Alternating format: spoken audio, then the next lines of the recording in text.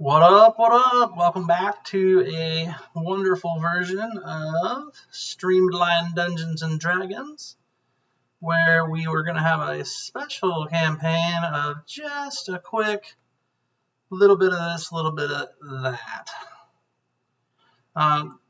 With it being a holiday weekend, a good portion of the group had some stuff going on, so I am here, and as far as I know, Tim and Cameron will join me shortly, and we will do some chatting about, character dynamic and how best to utilize Fantasy Grounds for at least Cameron, if not Tim and Cameron's characters. We might do a little bit of gameplay as well, depending on how everybody feels.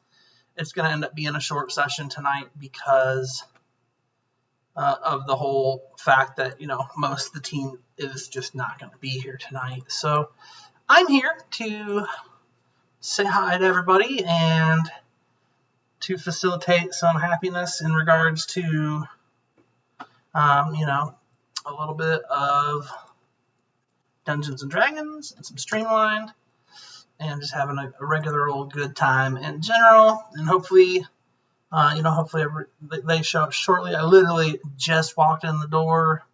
I'm talking 5 minutes, and I fired everything up, and here I am in my sweet Link and Zelda shirt. You can't see because of the fog of war, but whatever. You kind of see it. And I'm here celebrating America's birthday. And figured, I should at least pop on here and try and make sure that all of our adoring fans got a chance to check us out. We did get some fan art made recently, and that fan art is looking pretty good. We're about halfway through the new art, and we're going to upgrade everybody's portraits and tokens and check out, kind of see what those look like here. Hopefully by next Sunday's game, I'll have everybody up to date with all the players' portraits and whatnot. If you're watching live, it's a great night to post in the messages and ask any questions about whatever, whether it's the Dungeons and Dragons in general game that we're playing, or the world of all of you, which is the world in which the campaign takes place,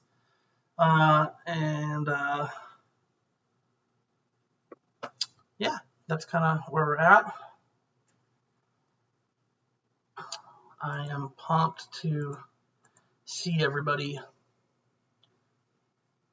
next week to get the game going, where we're going to continue on to Carps, or Carpace, as it's been called, and see about liberating Hector's town from some bandits that have taken it over.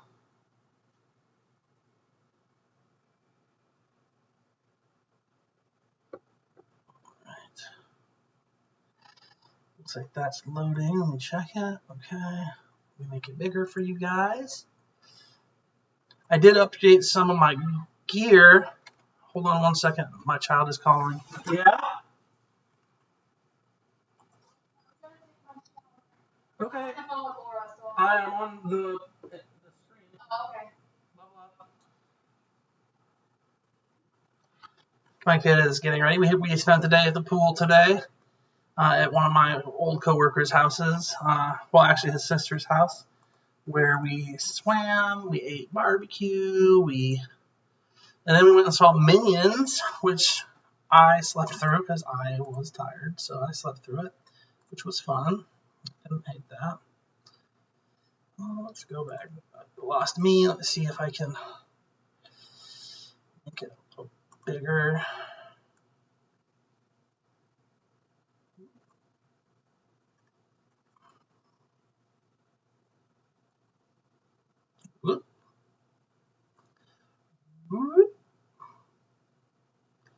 There we go. That's good now, right? So, hi, OX2 in Shanuala. Thank you guys for stopping by. feel free to drop some words in the chat if you have any questions about our D&D game or about how Fantasy Grounds works. Crossroads. Oh, don't need that tonight.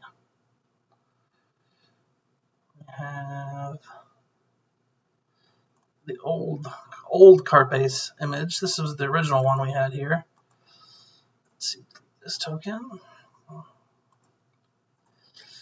Fantasy Grounds is something I've been using for a number of years to do games like Dungeons and Dragons. And it's good for other games too. Hang on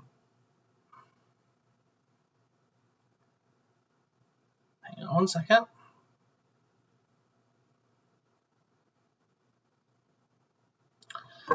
So it's a very interesting program. You know, it has some really neat features that I personally like as a dungeon master, someone who's, you know, running games, or storyteller, if you will, or game master, if you must, depending on Pathfinder or Dungeons and Dragons or World of Darkness games. You know, depending on who you're talking to, we're all named different things when we're leading the game in the world of effect. But so some of the things that I'm super excited about Fantasy Grounds for role-playing games in a turn-based system, you know, is the combat tracker. You know, you roll your initiatives and your combat orders you right here. You just pop it up along the side. The dice tray is super nice as well. I know it's kind of silly, but it is what it is. If you look on the screen, I can pick up a 20-sider. I can drop that 20-sider, and it'll give me an output by itself.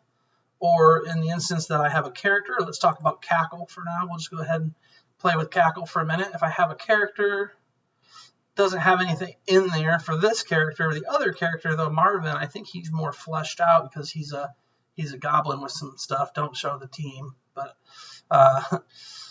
you know, so you can do your ability checks by just double clicking on here and it adds it together for you, or you can do your saves by just double clicking here.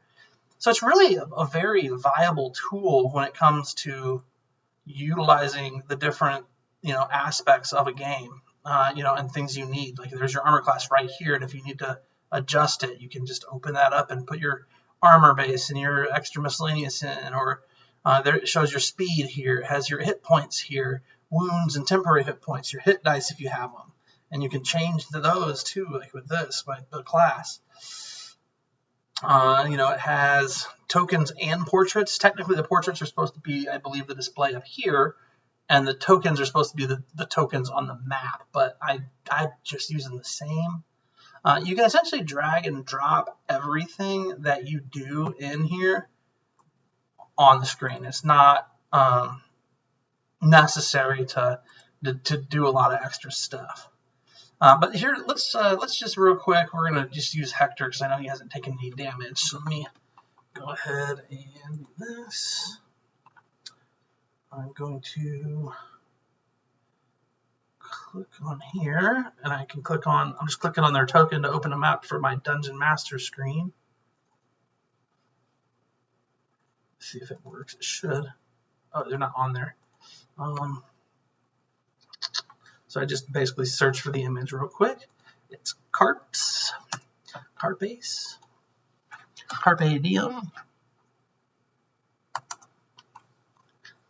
There we go.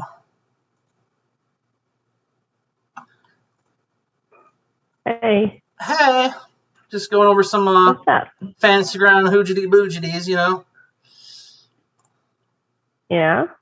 I got it all up and running for us, so we can do a little bit of work on that briefly. And, you know, I don't want to take your whole, you know, night prior to the 4th either, since we're not going to have just, you know, me and you and maybe Tim if he comes.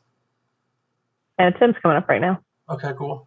Yeah, so I just was kind of covering some of the things I like about Fantasy Grounds for the live stream to just, I don't know, get it out there, because you never know, like people might have questions that we don't really ever answer via game or in game, you know. I mean, I got, hey, White Roses, thanks for popping in. It's going to be a short stream tonight. I believe White Roses is Brooke. She's doing the character portraits for us, and she's quite awesome, so that's cool. I'm glad that she's here. We aren't actually going to have a full-on game tonight, Brooke. What did you say, Cam? I said, thanks, Brooke. Yeah, no, she's doing a great job. I've got, I believe, 3 of them done.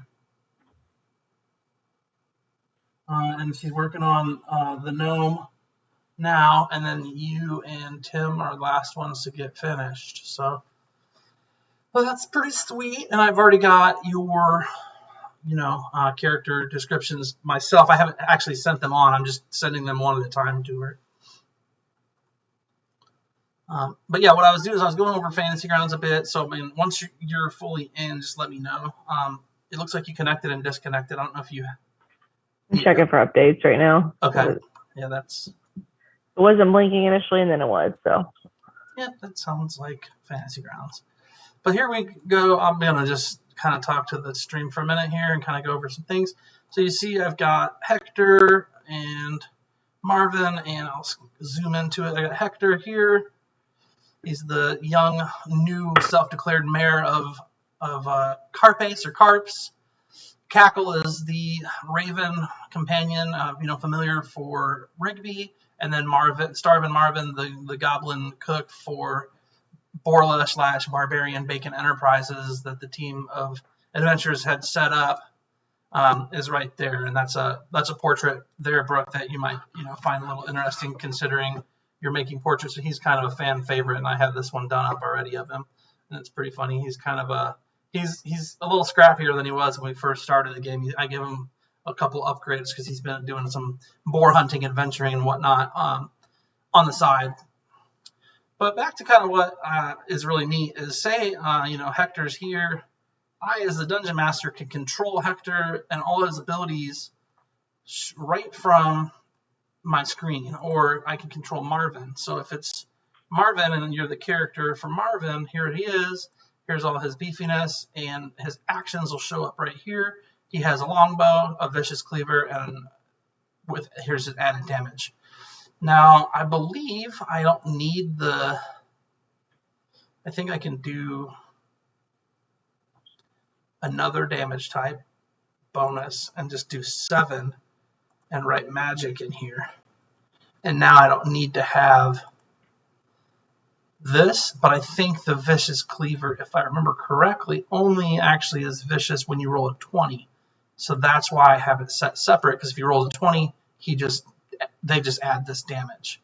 So really I need to delete this, which is super easy, and gone. So for instance, though, if I wanted to attack Hector with Marvin, which they're friends, they will be friends if they ever meet, I can use his longbow and just drop it right on Hector.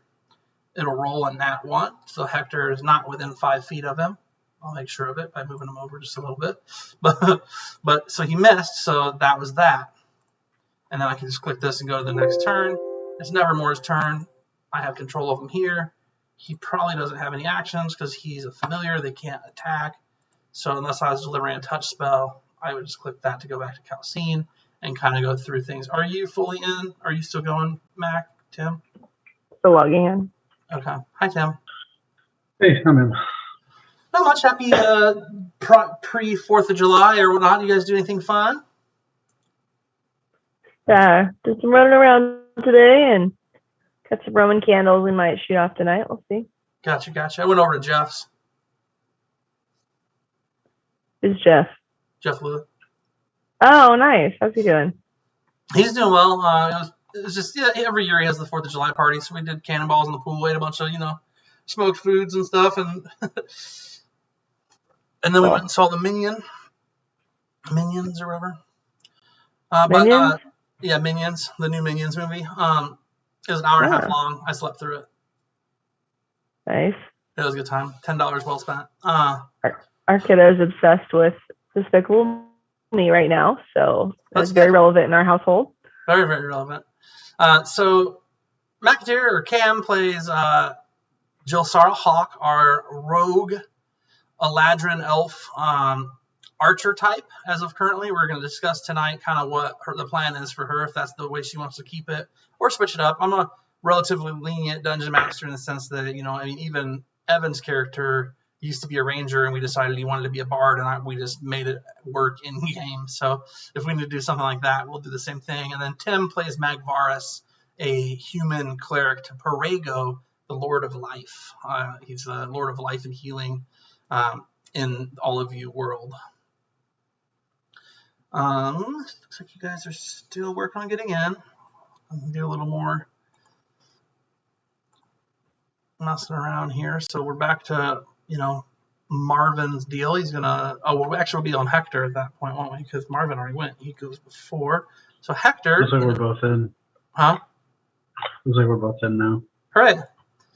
I will throw you guys on this map so we can just kind of work through. And I think my goal for tonight, I don't know what you guys had in mind, so please feel free to let me know. But I at least just want to make sure that Max, Cameron's familiar enough with her character's abilities and traits and things to where she feels comfortable with the buttons and when and how to use them appropriately.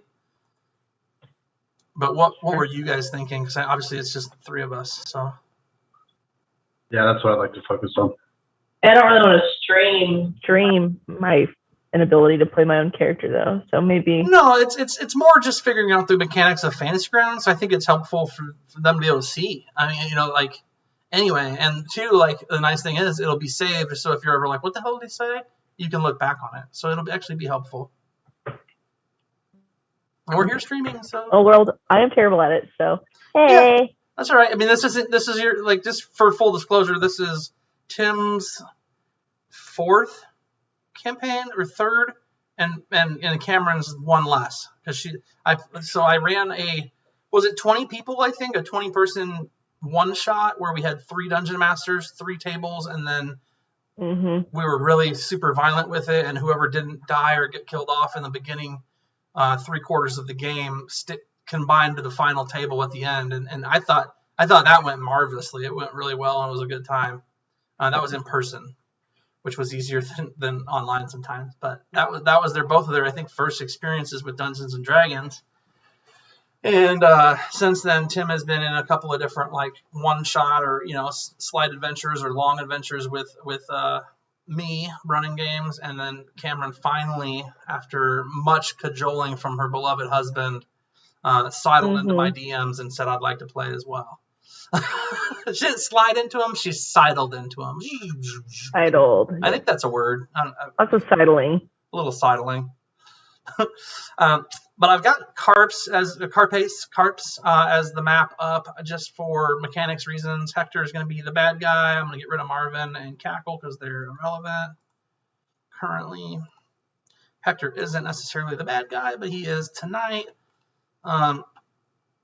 And I kind of covered a couple of bases with the chat, but just to kind of give them an idea of how some of this stuff worked. But let's look at you, Jilsara. So you are a rogue, and are you feeling good about the archery part? Because I know you're like, I only get one attack, and now granted, when you hit, which now you hit more often with elven accuracy, you do a boatload of damage. Or are you thinking you'd like to, switch over and be like a 2-weapon fighter or something along those lines? Because I'm not going to hold you to it if that's something that you're, adamant about. No, I feel good about using the bow. Because the challenge is, and this is something Tim and I were talking about today, is that my character is very squishy, does not have much armor class or anything. So if I get hit, I'm dead. I mean, you have 74 hit points. That's not super squishy. Well, I mean, I backhanded a guy with my bag I stole from him, and then he basically murdered me with a shot. That was 3 levels ago. So, okay, well, fair enough. But I just, I've got a scimitar dragon something. So Slayer, the dragon slayer, yep. Yeah. So and it's a +9, just like my longbow. It's a D6 +6 slashing magic, and my longbow is a D8 +6. Right. So it's only slightly worse, but I could have 2 weapons. So that's why I was thinking I'd like the option to switch to that sometime, So, but and you can. It's probably you can. But you just waste a turn basically. So that seems kind of useless. You don't have to waste a turn because you could pull just the scimitar out and have your longbow out and attack with the scimitar with the bow in the other hand. Okay. And then, Okay. but then if you want to pull a second weapon out to not waste a turn, you would have to drop a weapon to pull the other one. Which means someone else could grab it. Yeah, but I mean, ideally, it's a bow. It's on the ground. Unless they have arrows, it's useless to them. Sure. So I mean, potentially. Okay. So I mean, that is not an option. Like, you have that functionality. You just have the ability to do the most damage with a longbow because of your sharpshooter feat. So let's look at that first, because that one I think is one of the main reasons to use a bow. So sharpshooter, and I'm clicking on sharpshooter, the little shield next to sharpshooter, and I wish that I could show you guys on here, but I guess I can do it a different way. I'll show the chat what we're looking at. So let's see if feats is a thing. There's feats. See, I don't think I have any modules open. So if you don't have modules open, I think you just need to open the player's handbook for this in modules, which Mac, I assume you have open unless Fantasy Grounds booted it off of you, which is not unheard of. Sometimes it seems like, when the updates happen, like it'll close modules just because it's a funny time. I just click the modules button. Yeah, click the modules button, and then you'll look for the player's handbook. Blank. Yep. So then you'll have to load it. Like activation. And then I clicked that. So then which one am I looking for? Player's handbook. D&D, and you can look up D and sign D, and it should be one of the ones that says it's Player's Handbook right there. On the third page. Yep, on the third page, correct. Third down. And then, what is Eladrin, and is that in the Sword Coast Adventurers Guide?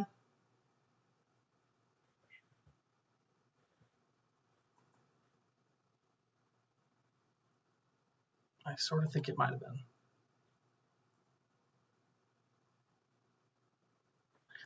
Oh, see it. Don't see it on here. That's okay. Eladrin's not going to necessarily have to come up. So now that I've got that open, feats populate. And we took sharpshooter, so I'll just search for sharpshooter in here. And this is another beautiful thing, is all of the information is at your fingertips right on your computer in the program you're using. So if you ever need to learn something about what you can do, you just click on these little shields and it pulls everything you need up, which I think is just money. But as you can see, the sharpshooting there, it says you've mastered range weapons and can make shots that others find impossible. And really, this is an incredible feat. Like, you get the ability to attack at long range with no disadvantage. So even if you're outside your ranged attack rolls, typical long range area, you don't take any negatives to shoot people far as hell away. That's awesome in itself, and worth it on its own to an extent. And then to top that off even a little bit more, ranged weapon attacks ignore half and 3/4 cover. So if somebody's hiding behind a wall, but you can see their arm, you don't take a disadvantage or negatives to hit, like a -5 or -2 to hit them. You just make a normal attack. Now here's the one that I think probably most metagamers are going to pick this feat for, though. Like, the cover thing is cool. Before you make an attack with a ranged weapon you are proficient with, you can choose to take a -5 penalty to attack roll. So in the instance when you're about to attack, you always do the attack roll first and then damage. So you take -5 to hit, so that 9 is actually a +4, right? So now you have +4 to hit, but if you hit, that same D8 plus, what was it, 6 you'd mentioned? Becomes a D8 plus 16. So that's where the bow comes in so much better for you because of that sharpshooter feat. Got it. Now, here's the icing, because you're like a +4, but what if they have a high armor class and I roll a 7 and I'm screwed and my turn is gone and I'm angry about it, and now all I can do is hide and be like, well, shit, I missed. I'm basically doing nothing. Because that's what we feel, right? Like when you miss and you have one shot and everybody else is taking 3 attacks, or like a spell that targets 10 people, it's easy to feel like I wasted my turn, right? Yeah. And nobody likes to feel that way. We all want to contribute to destroying these freaking monsters, main. So let's look at what Tim, I think, probably helped you figure out was sharpshooter and elven accuracy. So this is in Xanathar's Guide to Everything.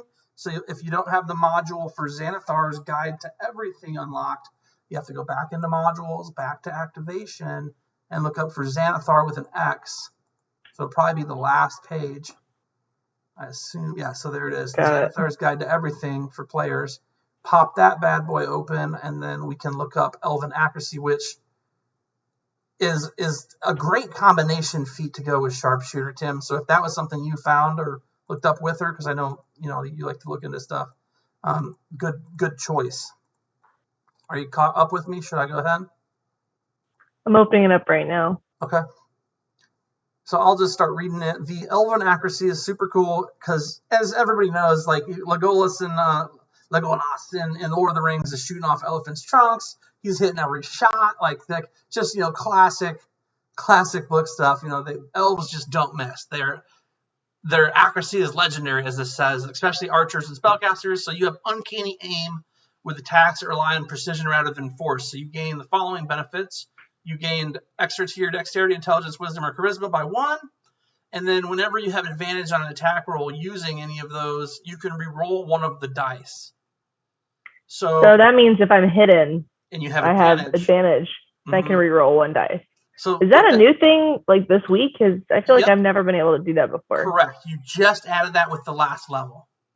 Okay. So, but what that means is if you're hidden, which you do as a bonus action, so in the start of combat, bonus action, I'm going to hide. So you hide, take your shot with the -5 to hit them or miss them with your 2 attacks, and still, even with advantage, you miss. Mm-hmm. You get to roll 1 more because of Elven Accuracy. So now you've got 3 dice rolls to try and hit with a +4.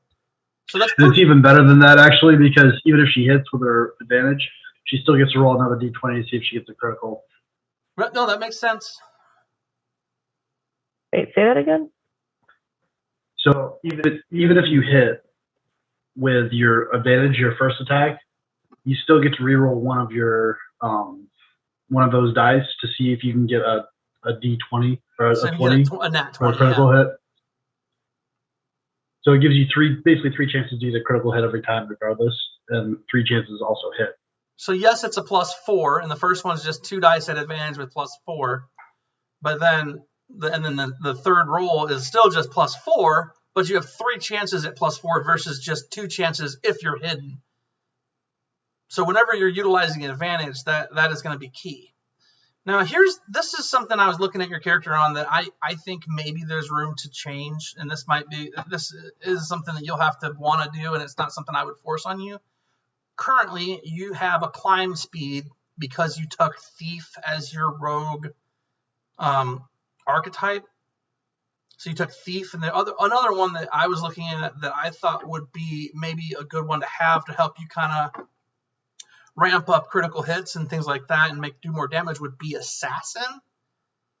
And we can look at that because it might be something you want to be like, you know what, Dan, you're right. That's actually more along the lines. I'm not breaking into a lot of buildings. I'm not over here climbing walls and, sneaking into steal diamonds out of rooms, but I am attacking all the time because you run a hack and slash game where everybody's always trying to kill us. So that being said, if you go to, it'd be under character on the right-hand side of the column, and then classes. And then you should have rogue in there, and you can just click on the one that's next to the player's handbook is fine because it's a standard class archetype. So classes, slide down to rogue, click rogue, and then here's our image of a rogue. Obviously, we got to have that looking pretty dope. The two dagger wielding, 2 knife wielding rogue drow assassin type. Pretty cool. So we create your rogue. We go through a quick build.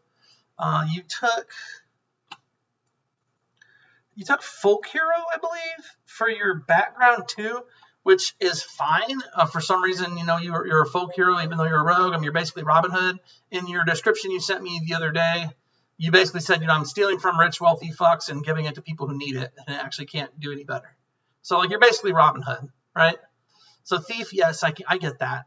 But if you're trying to maximize ability to do damage and things, your roguish archetype, once you go down to features under rogue, are you caught up with me? Yeah. I'm on the rogue class, and then there's skills and precision. If you scroll down to where it says features, the 5th one down is roguish archetype.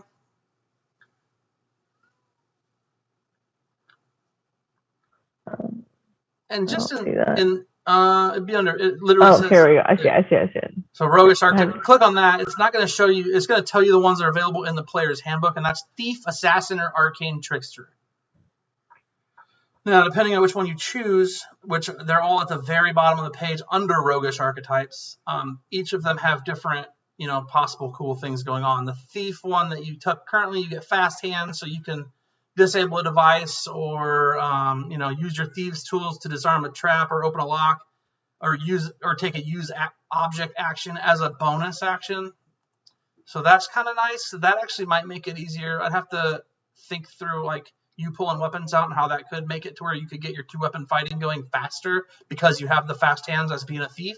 So that would be a reason to keep it if you want to, be able to switch out weapons faster. And I believe, let me see if I can find this. Hang on, I put a document together, and I've been sorting and organizing and creating all kinds of stuff that I like. Real cool, Dane. We get it. Stop bragging about how awesome you are. Well, it happened one time, okay? So if I'm reading Assassinate correctly, if she's hidden, then it's an automatic critical hit. No. So it's only if they're surprised. How would they not be surprised if she's hidden? Because surprise is at the beginning of combat. If they're in combat, they're on alert. Oh, okay. Interesting. Does that track? I mean, that's how I was. So can I read more? Can I read more about these in the book? Yeah, it's all in the book. So let me just figure out where the heck this stuff is. So D&D Player's Handbook. If I was going to look at the features for Rogue, would that be under feats? It's not a feature. Well, no, just go to the Rogue class. You go to the class Rogue, and then from there, Classes. Yeah, Rogue. And then go to Rogue. I don't see. Nothing happened. Nothing happened. It should be open in there. You're already in it. Oh yeah, it might be underneath something. Yeah. I wanted to read more about this. It says all detailed at the end of the class. Oh yeah, roll down more. So scroll down on the class more.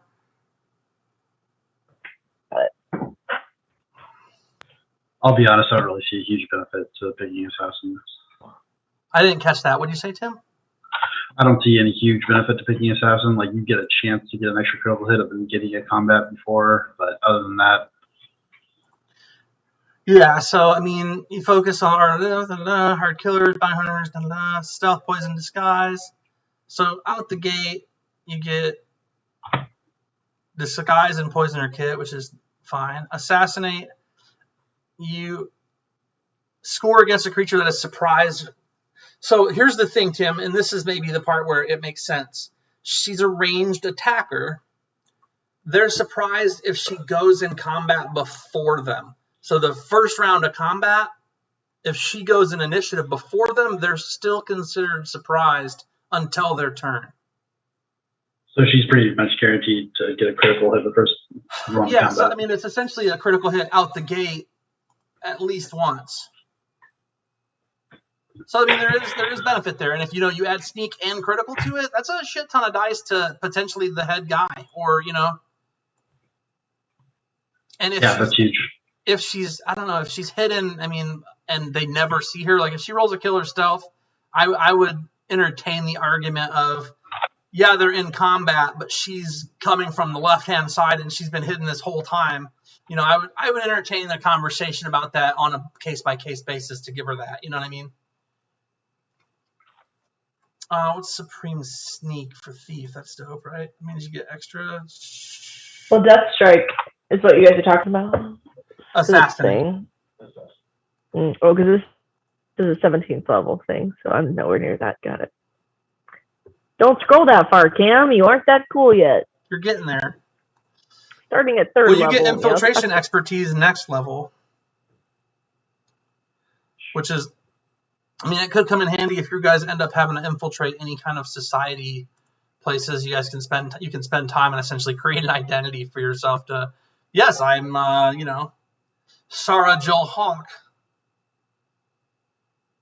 Sarah Jill Hawk, yeah, and you can dress, but you have to Spend have 25 7 gold. days. Yep.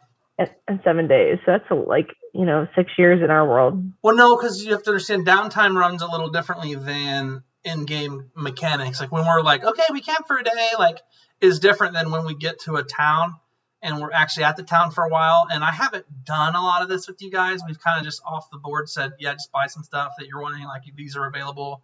Feel free to pick up what you want, etc. But good night, White Rose. Thanks for popping in.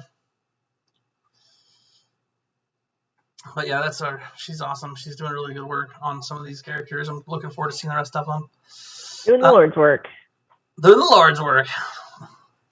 But yeah, so I don't know. I mean, again, I think there's definitely merit to fast hands for a thief. Supreme Sneak is good. I mean, as a thief, you'll get that pretty soon.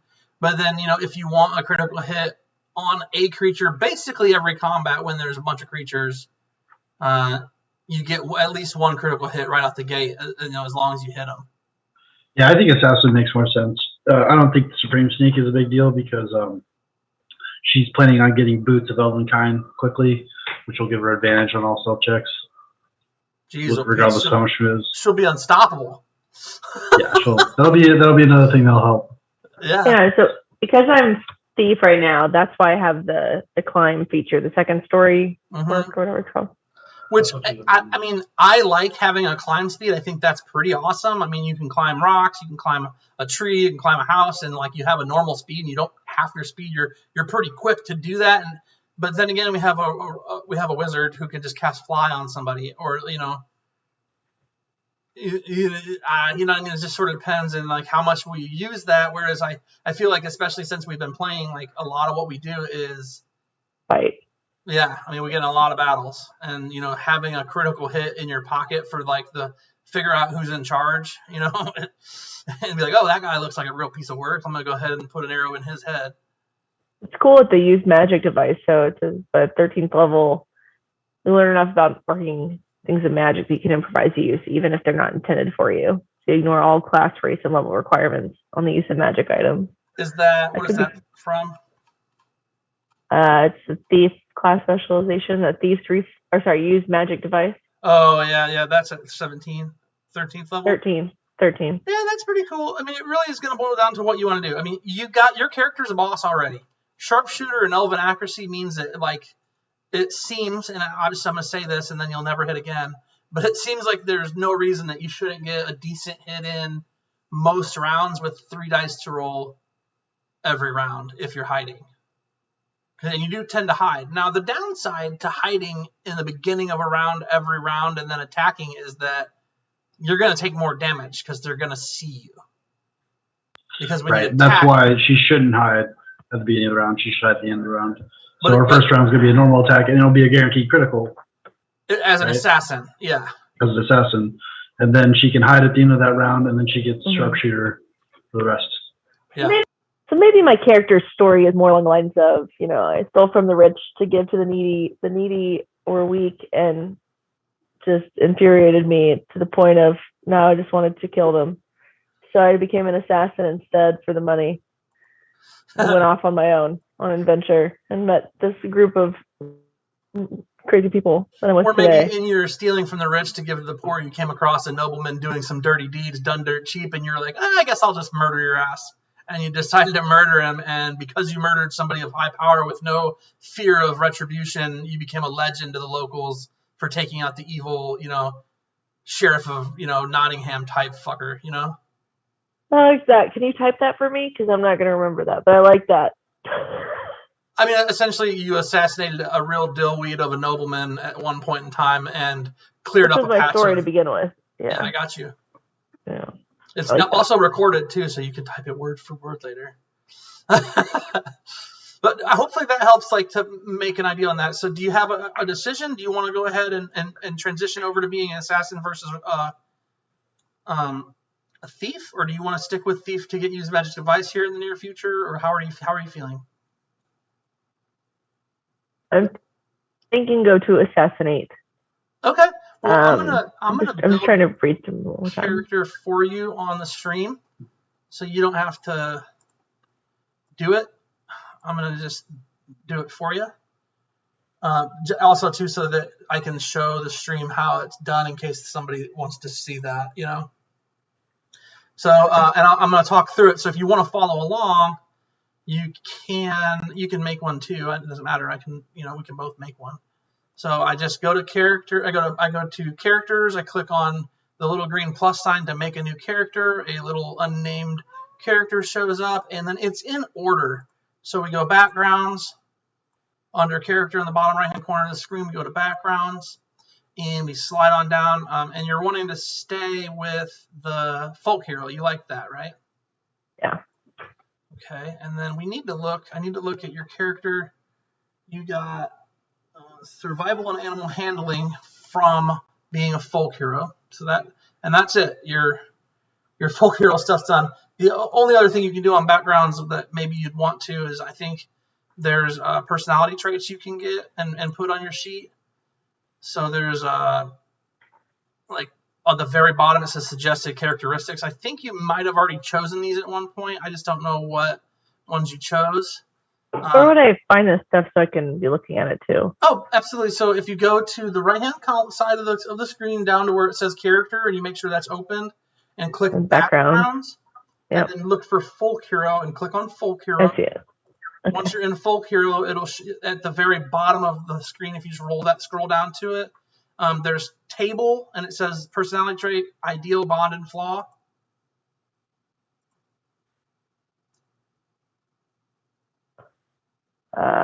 Yep, I see that. So now if you click on the shield for personality trait, you get 2 of those. And the cool thing is if you're new to role playing and you're like, I don't want to act out my character, I don't know how to be someone I'm not, it's not something I'm comfortable with or whatever, and you need a little help with it, Fantasy Grounds has put all of them into a random die roll. So you can actually roll the die at the top left-hand corner there that you see, and you can do it on yours. It's not going to affect anything because you don't have an open character, but you can actually roll it, and it'll populate a random generated roll out of the 8 choices there. Things like I judge people by their actions, not their words. Or if you're like, hey, this is who my character is, you just tell me which ones of those you like, and I can just drop them on your notes tab on your character sheet. And currently, you don't have anything on your character sheet that in the notes tab, like it says personality traits, ideals, bonds, and flaws. You should technically have 2 personality traits and an ideal, a bond, and a flaw.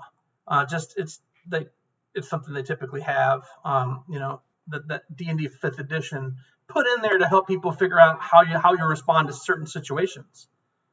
Can I select 2 and 8? So you like 2. If someone is in trouble, I'm always ready to lend help. Or let's say 2 and 6. Okay, and then I'm going to click on here, hit enter, and you said 6. So that's thinking is for other people. I prefer action. I love it. That sounds like you. Now we close personality traits. We're going to go to folk hero ideal. It sounds like you. What an insult. You just stuck that one in there. What do you mean? It wasn't an insult. You're helpful and you prefer action over thinking about trying to. You don't think, you just do. I'm going to slap you with this purse, sir, on my first move. I think so, yeah. You did slap the guy with the purse. That was very action oriented. So the folk hero ideal. There's 6 options there. You have a preference? I did go through these. I feel like I did mark which ones I wanted before. I don't remember what I selected, but yeah, you didn't put them on the character sheet itself, so that was a thing. But oh shit, my bad. No, it's fine. 3. Tyrants must not be allowed to oppress people. Okay. You just get 1. Okay.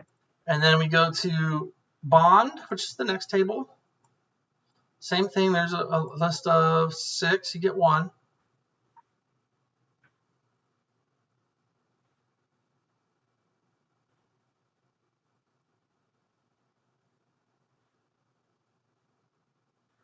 And 3 probably makes the most sense on that one. I think 5 does as well, based on what our backstory we just talked about was. Yeah, let's go with 5. Okay. And then finally, you get a flaw. Nobody's perfect besides me, obviously, as we talked about earlier. So, My character does not have any flaws. she's got green hair. That's a pretty big tick in the bad directions, right? 6 choices there. I mean, number 1 could make sense. I know I picked 2 initially, but let me read through these again.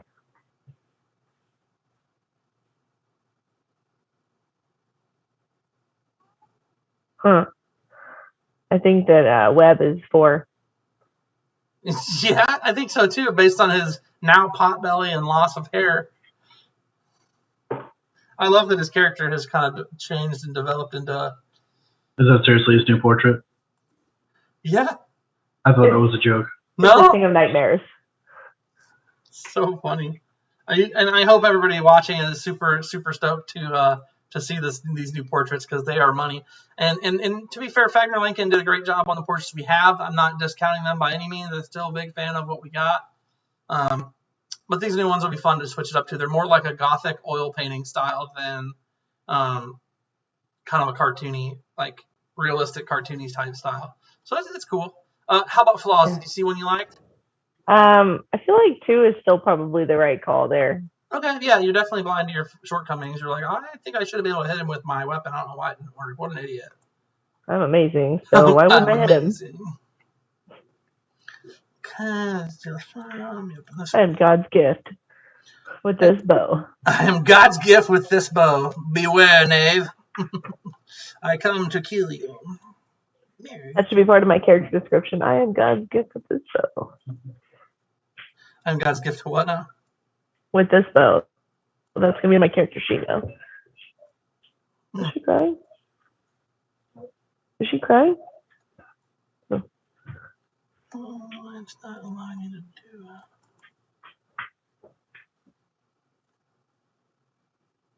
do it.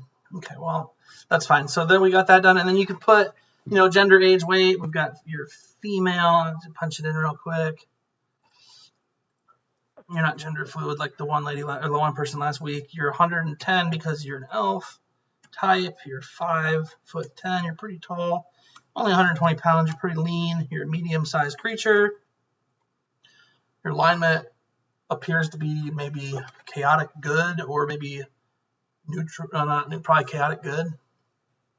But you're an assassin, so I doubt that chaotic good makes sense. Maybe neutral evil, or I don't know, man. Chaotic neutral, lawful neutral. I mean, assassins can kill mostly bad people, though. Yeah, I mean, you can pick your battles, right? And the whole folk hero thing lends to you being a different type, and you're a hero in a story that is what it is. That's fine. We can just do chaotic good for now, I think. I mean, chaotic neutral is fine too if you feel like that makes more sense. Chaotic crazy. Yeah, chaotic camp. That sounds about right. I can put chaotic neutral. That's a little wild, but it is who it is. Wild? Yeah, chaotic neutral. There's just plenty of running jokes on that. Well, just make it one or the other. That's fine. No. I don't want to be the running joke. You're not the joke. It's like just the chaotic neutral as a rule has been the bane of Dungeon Master's existence since the dawn of time. Because what people would do is they'll basically justify their actions to do whatever they want. Yeah, I'm neutral, but I'm also like real super random and chaotic, and I do whatever I want. And all of a sudden you're like in this upward battle of trying to talk everybody into believing that whatever you're doing, no matter what it is the right choice because it's what my character would do. Yeah, but your character has no idea what they would do because. But you don't do that though. Like you've never imposed your overbearing will upon Well, I think they would act this way. You're an idiot. I hate you. Get bad. We're fine. Let's go ahead and add a picture to Jilsara here. We basically double click on the portrait left hand tome. We can open this up. Let's see if this works here. I think maybe if it's in here, let's see. Oops, that's a guy. That was a good try. I can't see anything you're doing, by the way. Yeah, I know, because I'm not doing it on the Dungeon Master. You see up top next, I just made another Jilsara. Yep. The characters. It's because I'm doing it on the stream so that they can see what's going on. I was thinking like you would be looking and just kind of following along slowly but surely. And we're on to the next thing. We're on to class. So you're going to click under the right-hand side of the screen. It says character. There's classes there.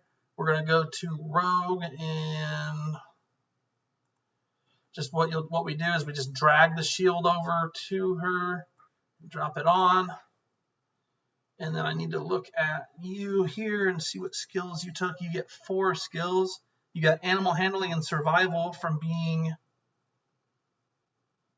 folk heroes, stealth, perception, investigation, and acrobatics, athletics. So acrobatics, athletics, investigation, and stealth.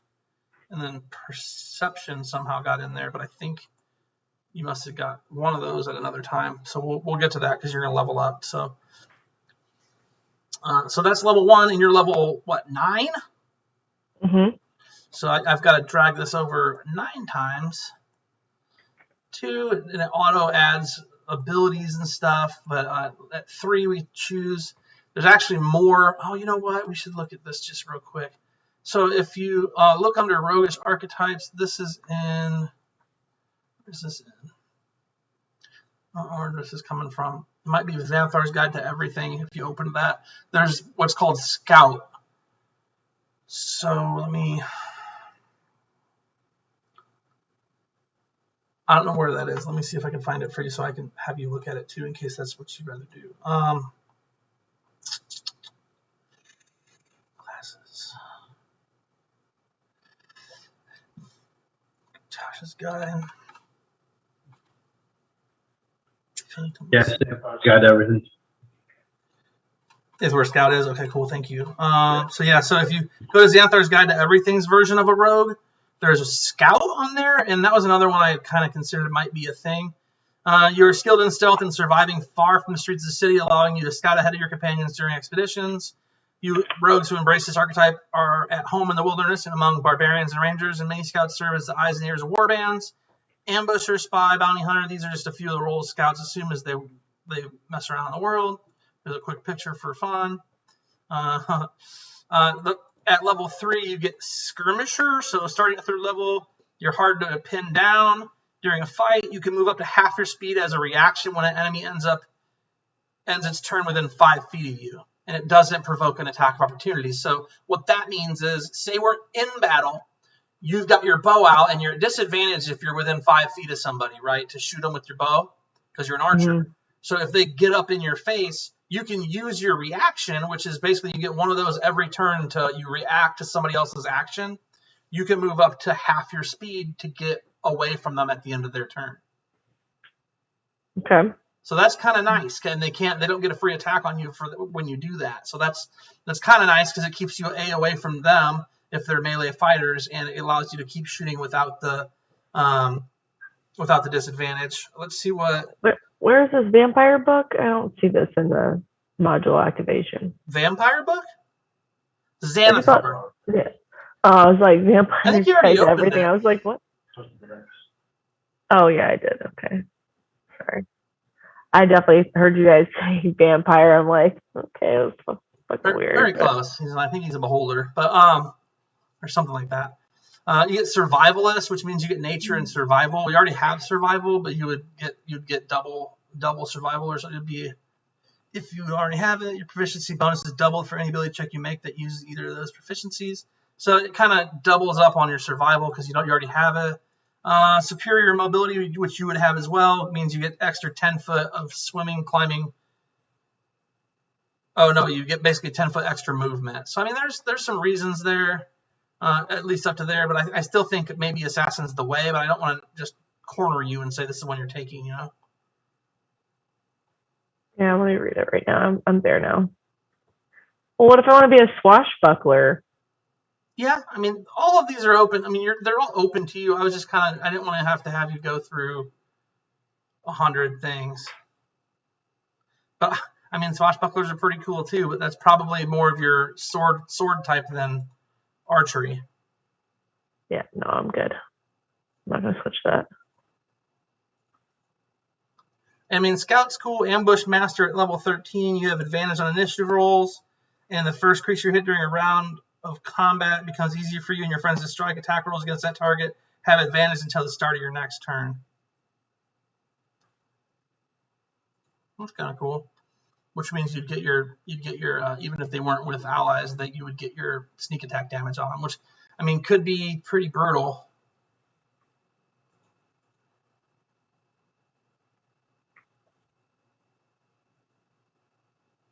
And then finally at level 17, you get an additional attack as a bonus action. You let her in? I'll make it back here. We're just working through our character. We'll be off there pretty soon, I think. The fireworks going? No, she's just checking in. We gotta go to her mom's. I gotta help her mom get her car because her friend borrowed her car and had left it somewhere. We have to pick it up. Right. So do you think just assassin, or are you looking still? I'm reading back through assassin one more time. Okay, no worries.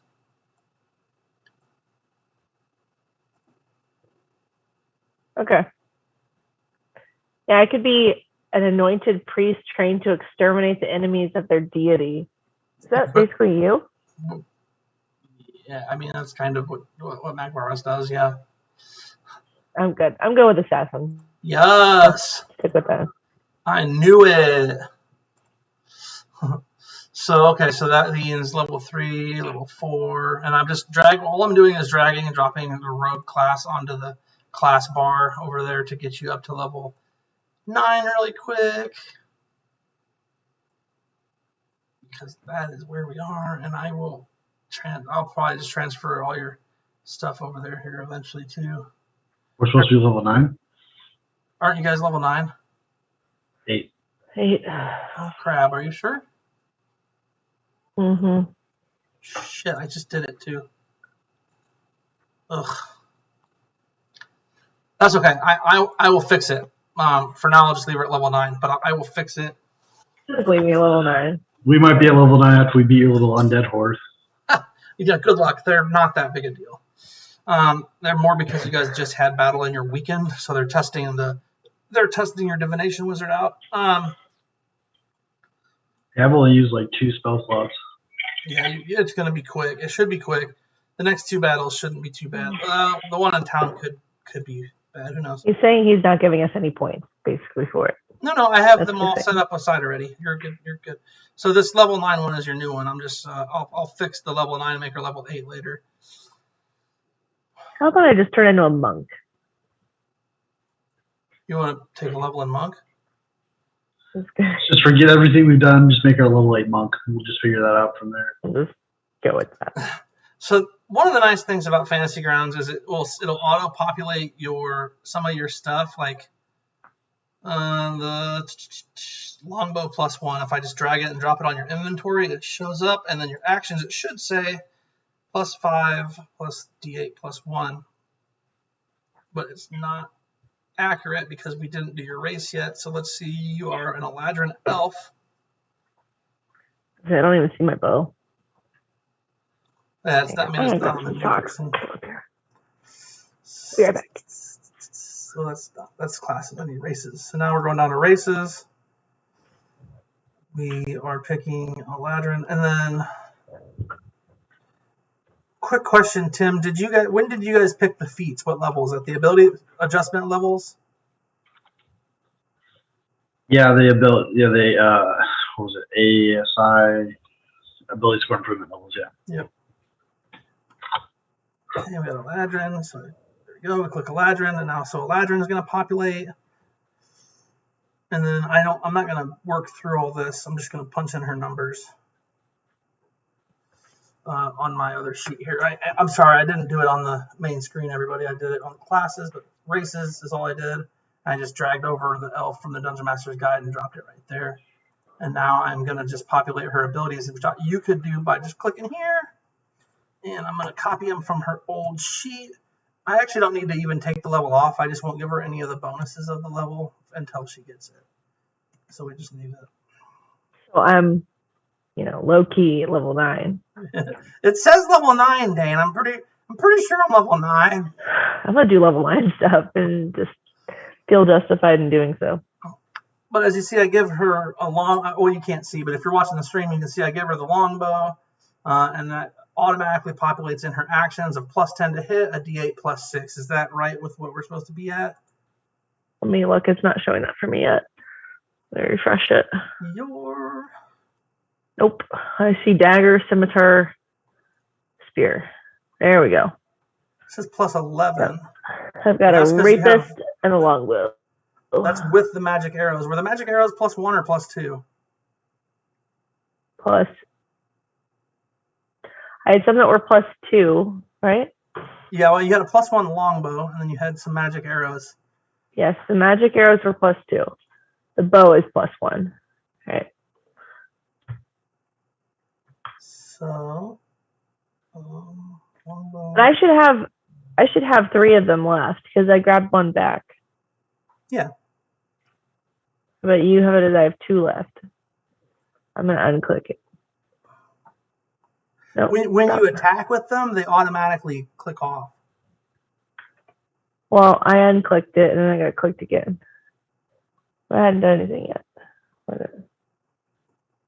Last game. I talked about it last game, but yeah, I remember you. I thought you already did click it off, but apparently not. Why is it? Just gonna unclick them all.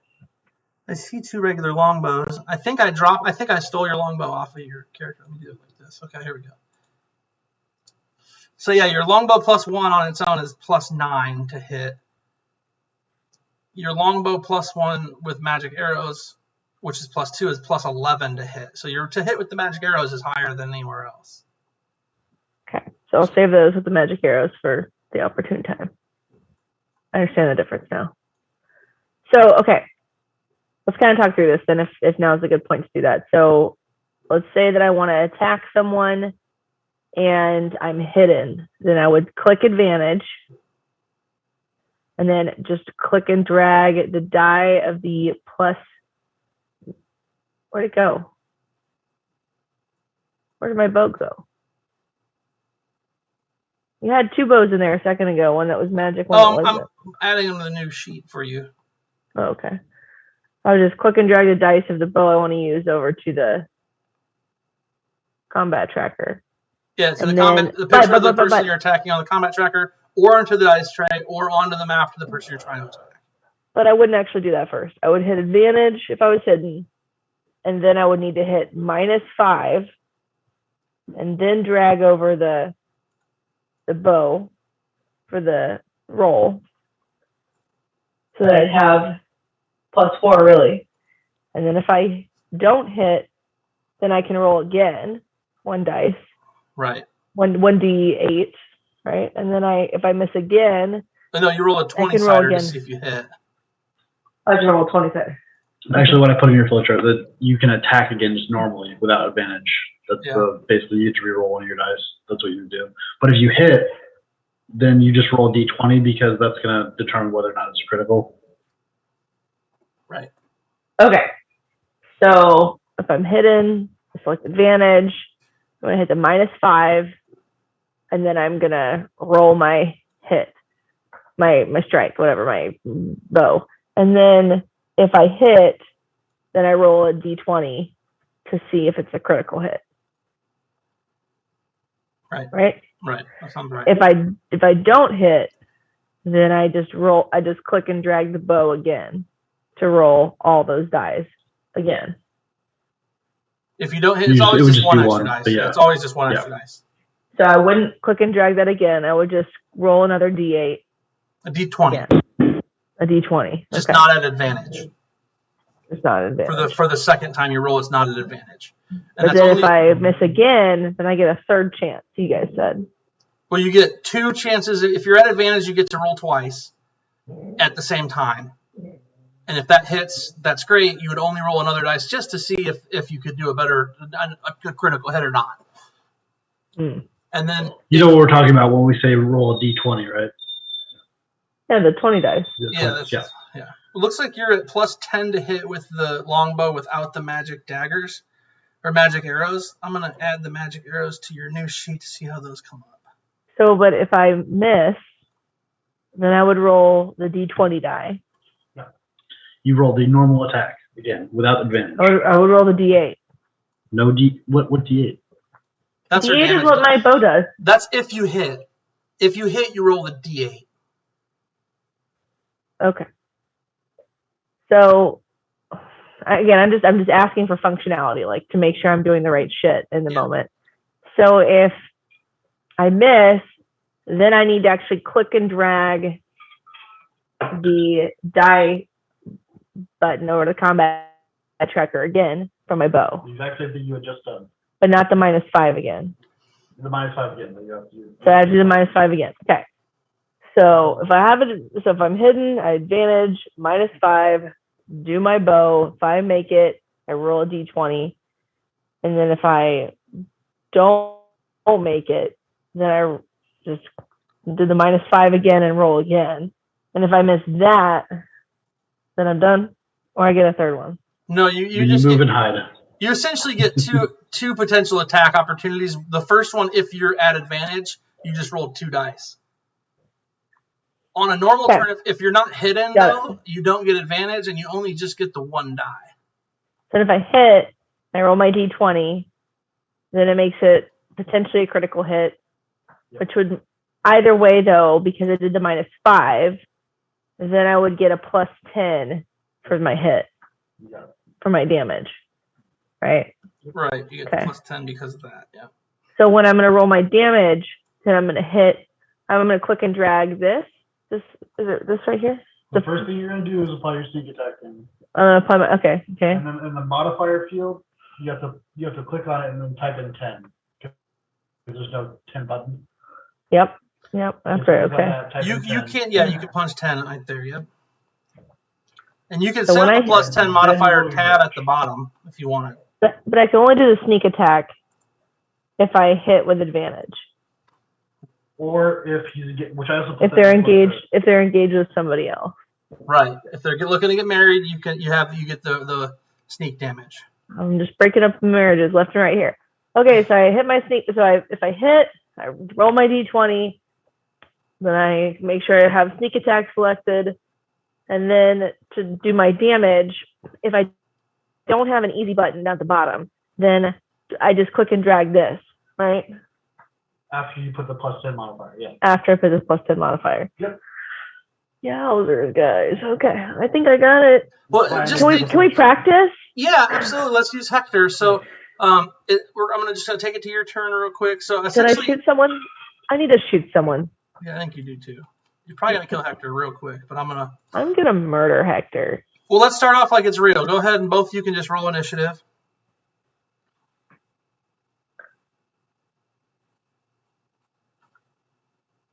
I rolled the same thing, but mine was higher, which means I go first. Yeah, you're right there at the top. You are up. You are right there on the map. You have the map still? Mm-hmm. Okay. Yep. So then go ahead with how you want to do things. And you're not using the assassin right now, but I'm going to finish that character for you, and it'll be ready for you to use.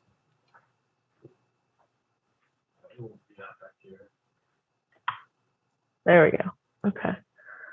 So let's do this thing. So I'm hidden. Excuse me. Where's my bow? My bow is not there. Mm-hmm. Dane. Well, I took it. I stole it from you. Remember? What am I supposed to do now? We can add a bow real quick. Well, yeah. How am I supposed to practice using my bow if I don't have my bow? That's retarded. I mean, it's not great, but it's easy to fix because you have 2 other bows on your sheet already, I believe. I have a dagger and a rapier and a spear. Oh, well, it's easy enough to add one. I was stealing them off of there because we were going to upgrade your character to the new one. Meanie. Sorry, I'm a bowman with no bow. Oh no. Bowless. Bow free. Bow free. I'm feeling bowy. All right. star refined something something. Okay, cool. So I've got advantage. Am I good to use it now? If you're hidden, you'd have advantage. Did you already hid? Oh, I thought we were saying. Oh, because you're an assassin. Yeah, you're first. Yeah, that I was already. Exactly. You're right. I'm sorry. I thought you were saying that I was already hidden. Yeah, you're hidden. But I was just saying for the scenario that I was already hidden. But because I'm an assassin and I'm initiating the deal, I already have advantage, right? That's what you were saying? Yes. Nope. That's what Dane just said. No, I'm sorry. You would have critical hit if you hit him before. You would get an automatic critical hit if you hit, right? Or is it just automatic critical hit? Is she guaranteed to hit? No, I think she has to still hit. Yeah. But when she hits, it's considered a crit. Okay. So let's go real life. We start the fight. I'm not hidden yet. I'm not going to waste my bonus action. So then I do my -5. Nope. Why not? So to start off combat, you want to use your regular attack because you have a much higher chance of hitting that. You don't want to use sharpshooter unless you have an advantage. I just wanted to practice the sharpshooter. But we threw a wrench in it when we decided like, so okay, we'll just say that we'll just forget about the assassin part. We'll just say you're hidden. This is the second round. That's what we're practicing. Well, because I don't have my normal attack here because I don't have my normal bow. No, you have a normal bow. That's the normal bow. Like all the modifiers we're putting in here, that's what makes it a sharpshooter. So you use the same bow both times.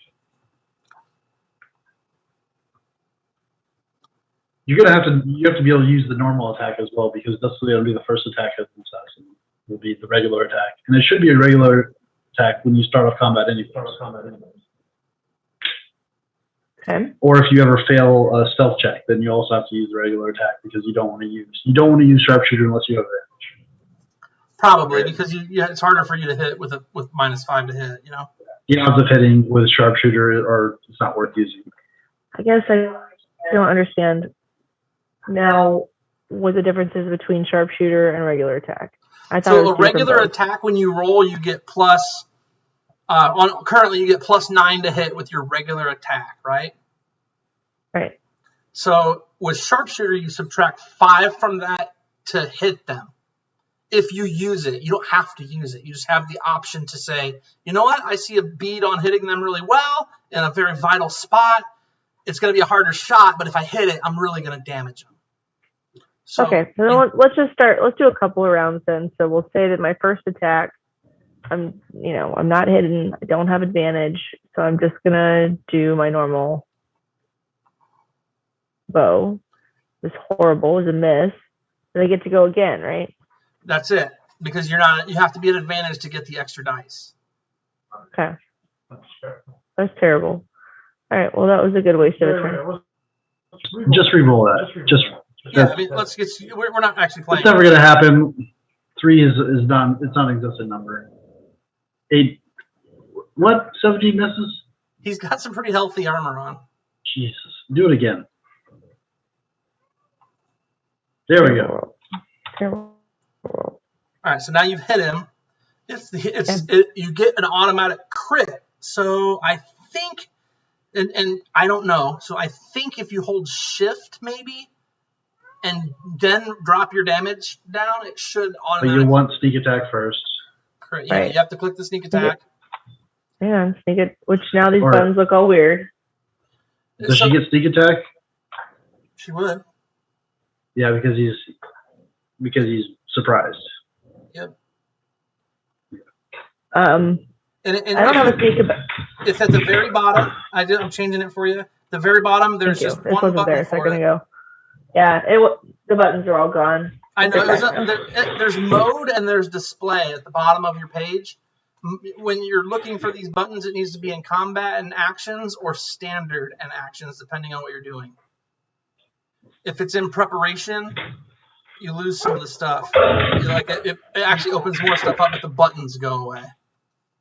Got it. I'm playing with it now. Yeah, you're good. And I threw those potions on there. You don't necessarily have any, but as you get them, I can add uses on there so that they line up with how many you have. That way, I've got 3 potions I can use, and you can use those little plus marks to actually use a potion on yourself or someone else. Okay, so now I'm just gonna roll my damage. Did you hold shift? Why would I have done that? Try and roll your damage holding shift. Hit the sneak attack effect again. Oh, I didn't do the sneak attack. Hang on. I'm do the sneak attack. And then so it is shift. I think hold shift and try to roll. It's either shift or alt or. Yeah, I did it. Yeah, so do you hold shift? Holding shift, so you're going to need to know this because you're going to get a sneak attack if you hit the very first time you attack in combat. There's somebody on the map you're going to be able to tag that's going to need to get dead. You're going to be like, I'm going to kill this guy for sure. I'm an assassin. So because it was a surprise on the first shot and I hit him. Oh, man. So there's just two of you, a longtime follower and one of my best friends in the world just gave you both a potion of greater healing. So you can add a potion of greater healing to each of your sheets. Thanks, Mike. Appreciate you giving them ways to stay alive. Ass. Thanks for stopping by, man. Appreciate it. Stick around. We're figuring out assassin and rogue for my friends here. But yeah, so that's what you're going to do. Every time you first attack in combat, if they have not already done something and you hit them, you get to hold shift to do max damage. Okay. Now, the only thing, did you push plus 10?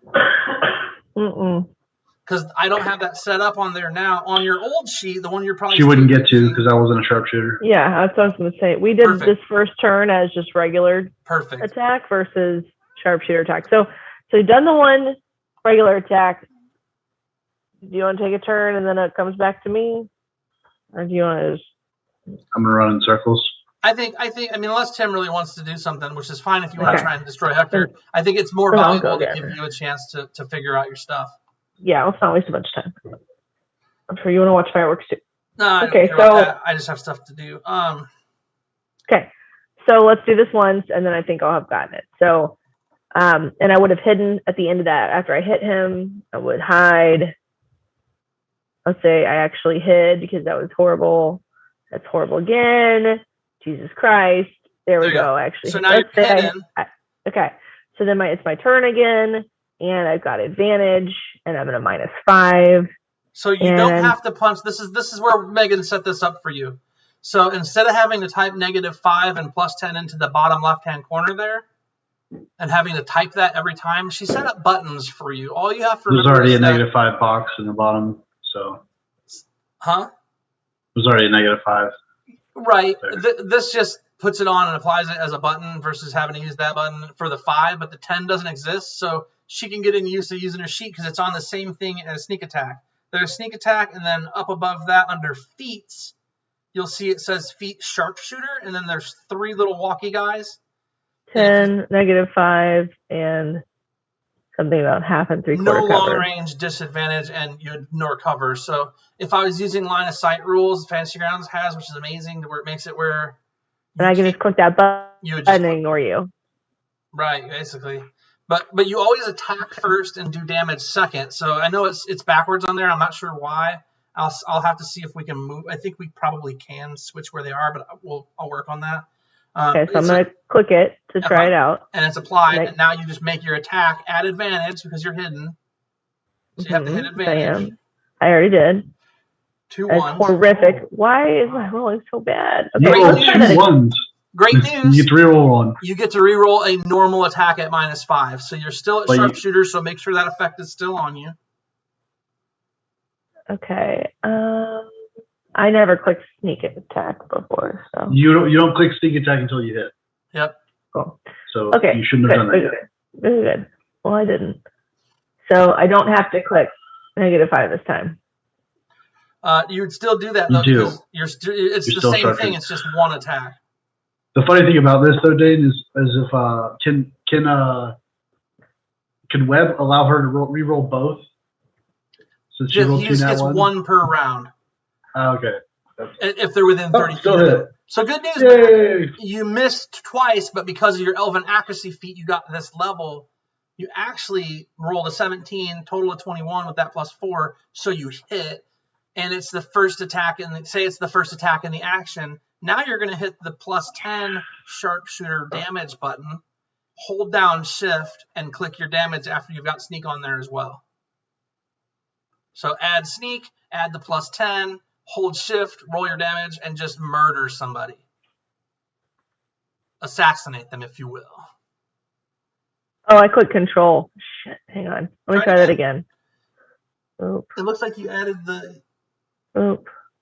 I did. I just clicked control instead of shift. Yep, that's perfect. And then it's going to be +10. So it's literally +16 at the end of there. So yeah, 56 damage because of that. And you had 3. So you're built now as an assassin to be the first big punch in every combat.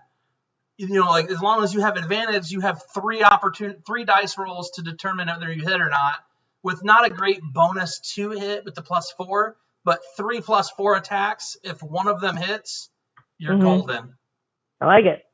So like you're actually, I mean, you're bossy and you can do a lot of damage. And I'll work on cleaning up your new Jilsara Hawk sheet with assassin as your you know, your passion or whatever. Thank you. Yeah, I needed a solid hour doing this. And you learned a little bit. I know we go so fast and we're always like, okay, guys, 2 hours and we play, and it's like hard to kind of like delve in and dig in, and you're not super like experienced at Dungeons and Dragons in the first place. So we're talking in essentially Elvish, and you're like, I don't speak Elvish. I know I'm an elf, but I was raised by dwarves. What's going on? So cool. Well, I just can't get in there when you're not in there, so I can't play with it.